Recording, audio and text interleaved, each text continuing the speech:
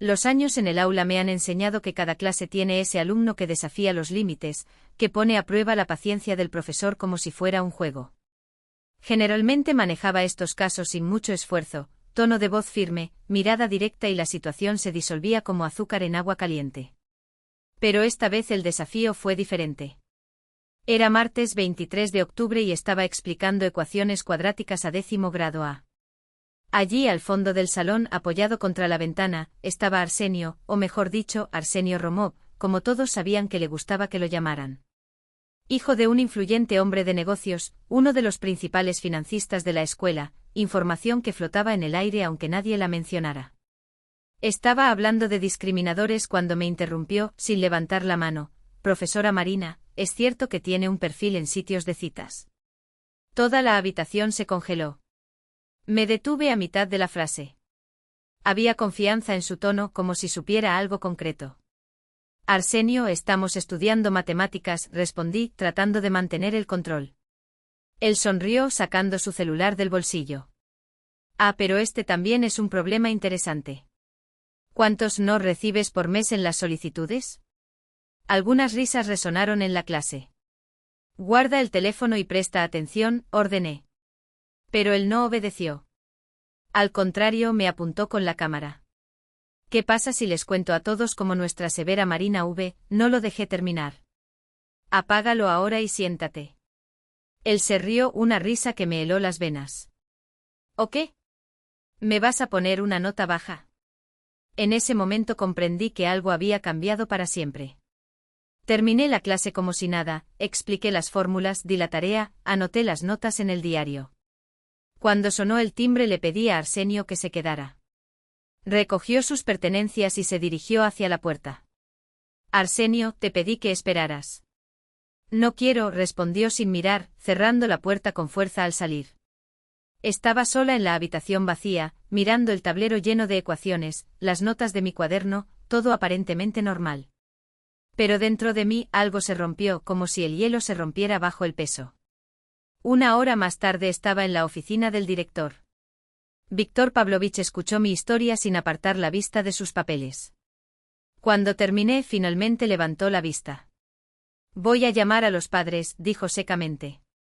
Al día siguiente solo apareció el padre de Arsenio, Sergei Gromov, un hombre alto con un traje caro y una mirada que inspiraba respeto incluso antes de abrir la boca. Se sentó frente a mí sin siquiera saludarme. Entonces, ¿qué pasó aquí? Preguntó como si estuviéramos hablando de cristales rotos. Le dije todo de nuevo. Escuchó sacudiendo la cabeza, como si ya supiera la respuesta. Marina Viktorovna, si no me equivoco, ni siquiera esperó mi confirmación. Vamos sin drama. Arsenio es un chico inteligente, es su edad, ¿entiendes? Quizás eres demasiado estricto con los estudiantes. Lo miré con incredulidad.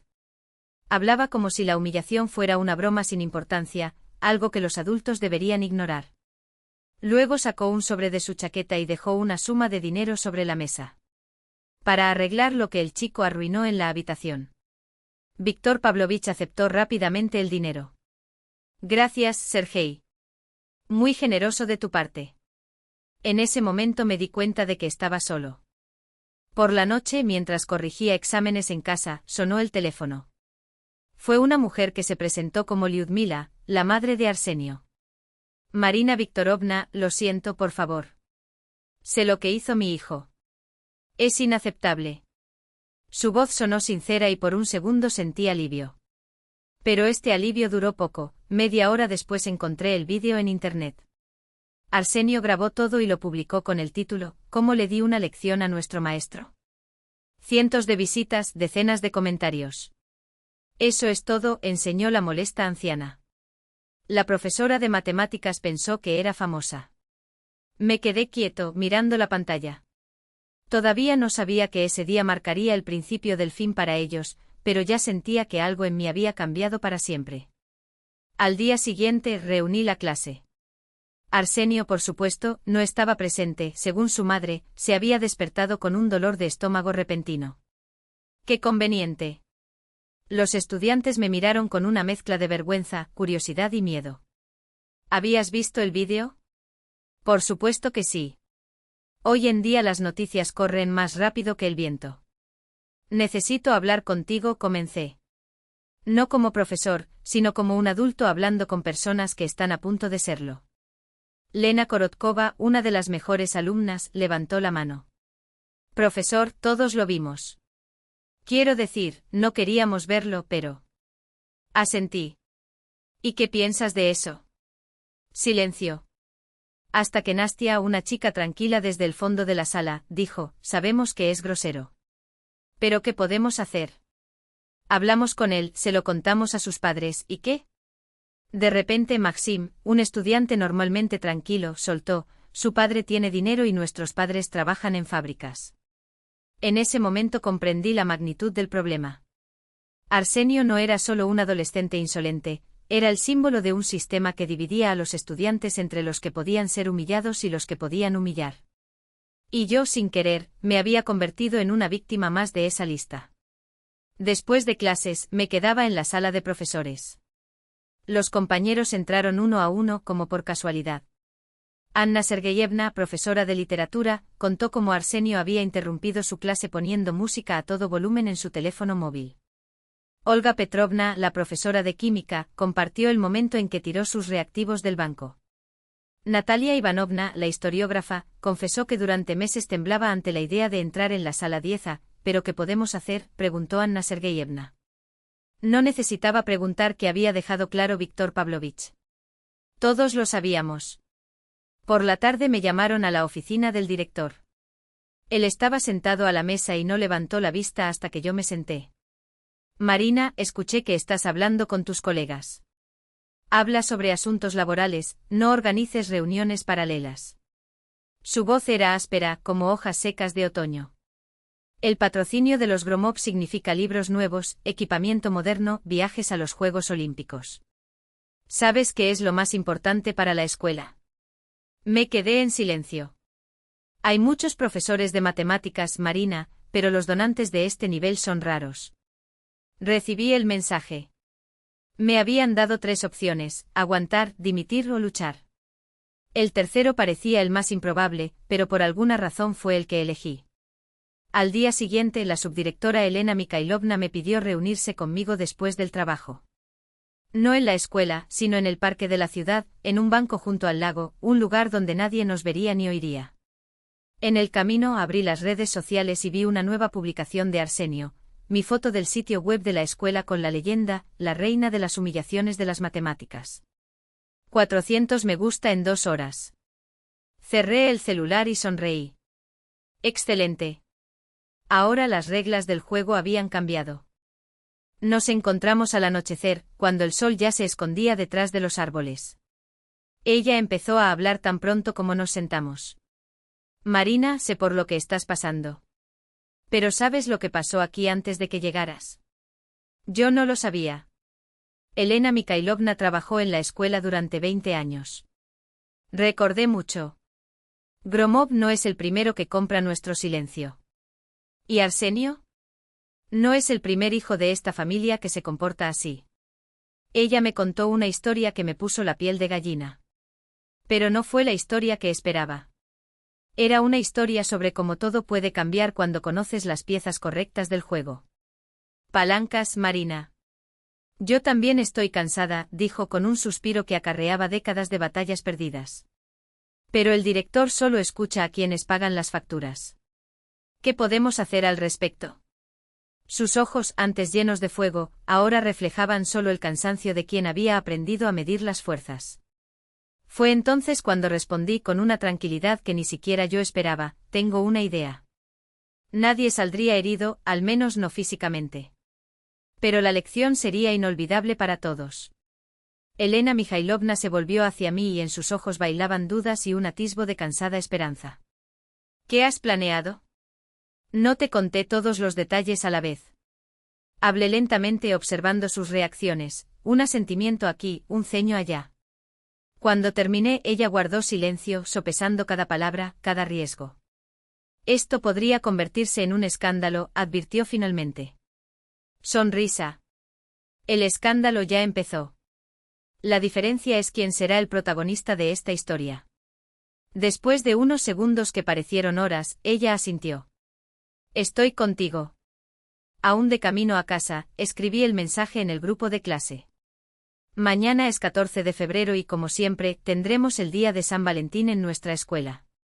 Puedes enviar tarjetas de San Valentín anónimas o firmadas a quien quieras. Después de clases tendremos la competencia Los más inteligentes en el auditorio. Nuestra clase estará representada por Valia, Sasa y Arsenio, por supuesto, como nuestros estudiantes más brillantes. La respuesta de Arsenio no tardó, por primera vez la clase acertó en algo. Sonreí cuando lo leí. Había mordido el anzuelo con una facilidad que casi me hizo sentir lástima por él, casi.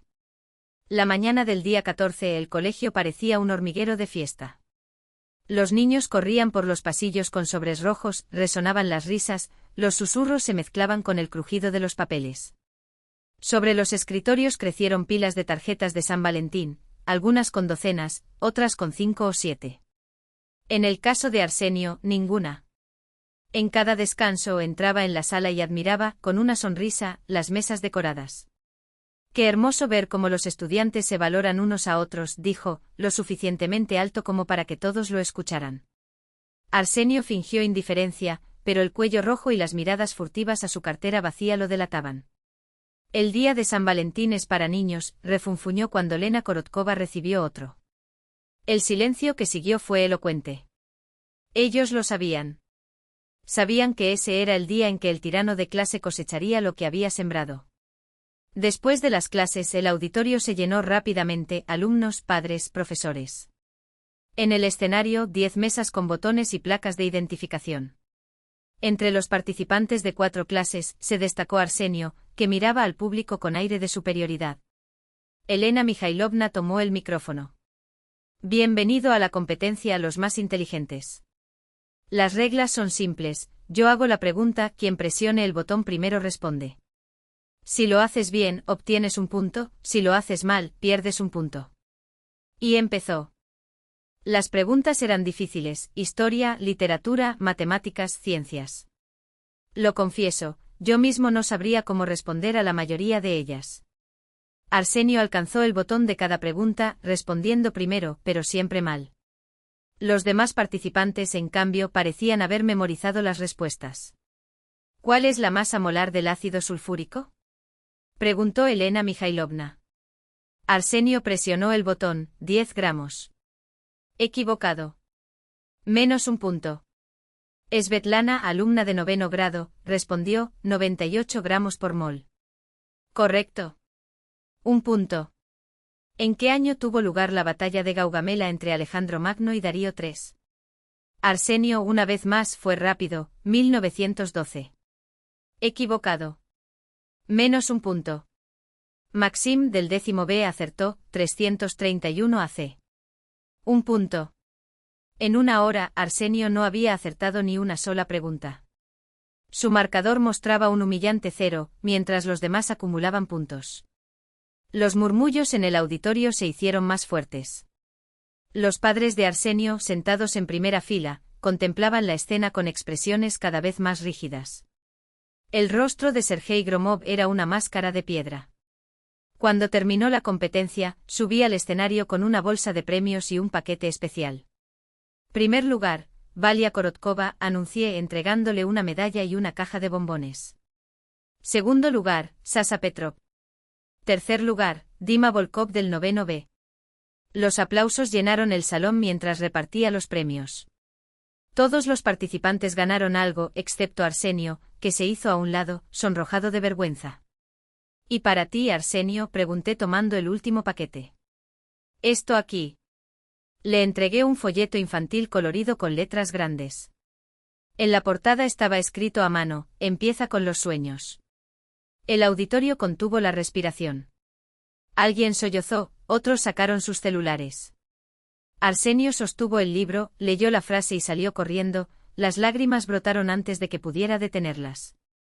Nuestros ojos se encontraron, los suyos, llenos de odio, mía, fría y satisfecha. El plan había funcionado como un reloj suizo. Los niños sabían todas las respuestas de antemano, para ellos, era solo un juego de reflejos. Para el hijo mimado del poderoso fue una lección que nunca olvidaría: él no era el centro del universo. A la mañana siguiente me llamaron a la oficina del director. Víctor Pavlovich me saludó con una expresión más oscura que una tormenta. Marina, dijo secamente.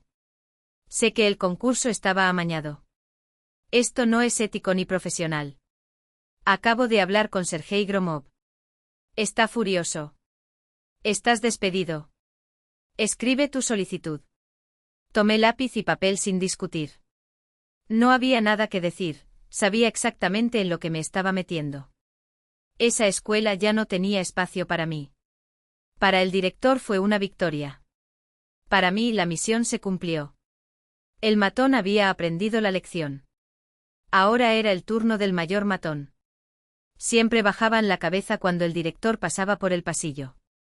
Grabó testimonios de docentes que durante años se tragaron la humillación por miedo a perder su empleo. El profesor de historia, cuyo proyecto de investigación fue cancelado porque no era del interés de los patrocinadores.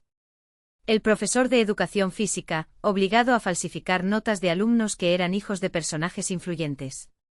Incluso la bibliotecaria, que vio su espacio reducido a la mitad para abrir una sala VIP, donde Gromov recibía a sus socios comerciales. Los informes eran como piezas de un rompecabezas que finalmente encajaban. Cada historia individual reveló el mismo patrón: una institución educativa convertida en moneda de cambio, donde el conocimiento valía menos que un cheque firmado.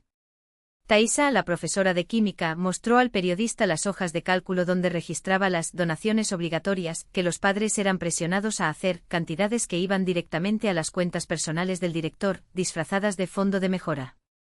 Tenía un discurso preparado, dijo Thaisa con la voz aún temblorosa. Si no te gusta, busca otro colegio.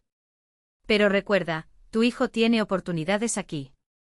Oportunidades que, como descubrimos más tarde, significaban prácticas ficticias en las empresas de Gromov o becas condicionadas a asociaciones con los Lomabres.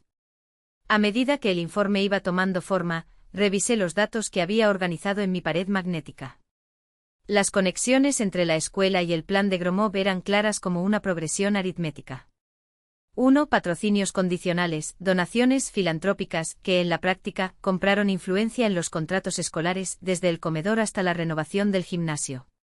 2. Trabajos ficticios, los hijos de funcionarios o policías aparecían en los registros como asistentes administrativos, recibiendo salarios sin siquiera poner un pie en la escuela. 3. Lavado a través de la educación. Parte del dinero sucio de Gromov fue donado a la escuela y luego devuelto como pago por servicios a empresas fantasma, un ciclo perfecto que dejó todo legalizado. ¿Tiene pruebas de todo esto?, preguntó Thaisa mirando las fotos que había tomado de mi muro de investigación. Tengo los estándares, respondí. Y los patrones en matemáticas son pruebas. El informe se publicó en 3 partes, a modo de serie de investigación. El primer texto, a escola que viró un negocio, expuso los esquemas financieros.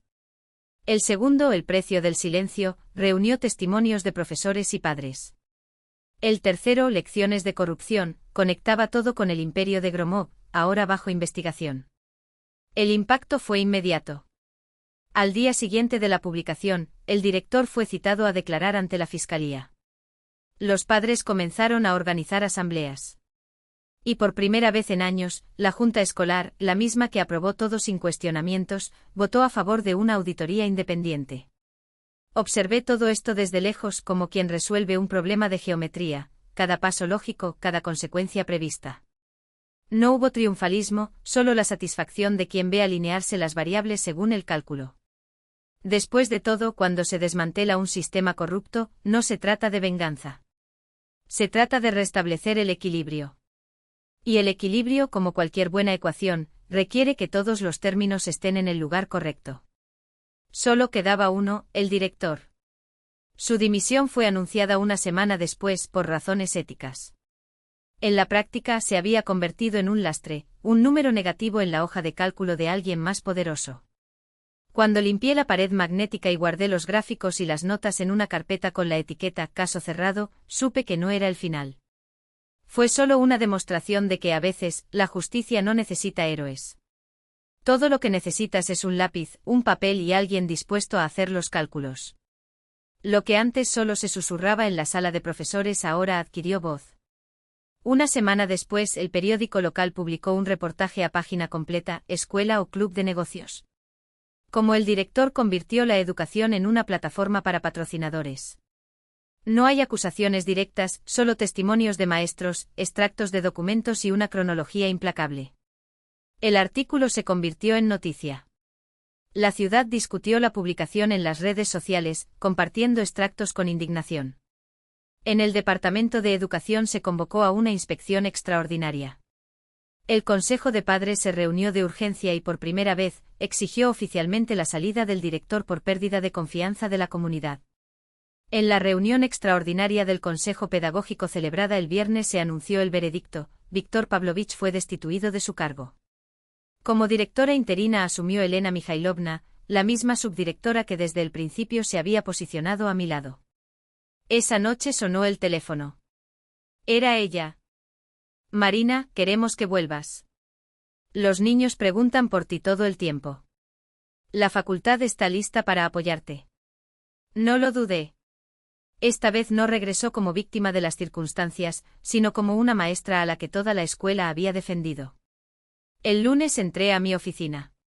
Arsène estaba sentado en el mismo lugar junto a la ventana, pero su rostro ya no era el mismo.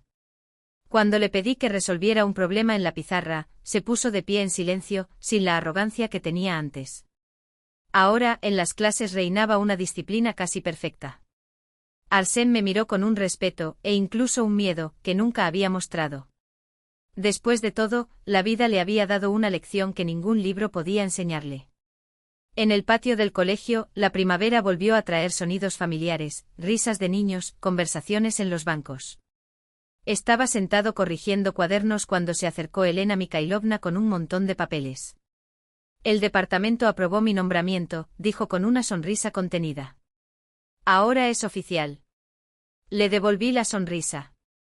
Significaba que nada de eso había sido en vano. Por la tarde el periódico publicó una columna de Tatiana: cuando los profesores devuelvan el honor a la escuela. Todo terminó sin estridencias, sin discursos grandilocuentes, pero con la clara certeza de que la justicia sí existe. A veces basta con que alguien le eche una mano.